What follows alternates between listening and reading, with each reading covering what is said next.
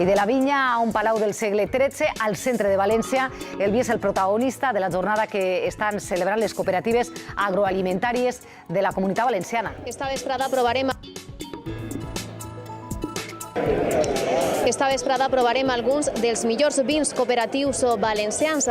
7 cooperatives i més de 40 vins es donen cita així per a reivindicar la qualitat d'aquest producte. Bé, canviem d'assumpte, de la vinya a un palau del segle XIII al centre de València. El vi és el protagonista de la jornada que estan celebrant les cooperatives agroalimentàries de la Comunitat Valenciana. Volen desmuntar mites i reivindicar la qualitat dels seus vins. I allí ha estat Carolina Salvador.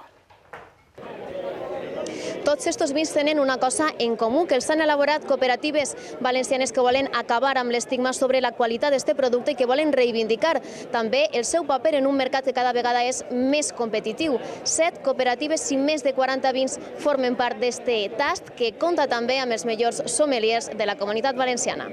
Manuela Romeralo és la sommelier dels restaurants de Quique da Costa a València. En les seues cartes d'estrella Michelin també hi ha vins cooperatius. Ha llegado un punto de inflexión en que los mismos enólogos de estas cooperativas han decidido que saben hacerlo, que tienen los medios para hacerlo, que tienen la materia prima.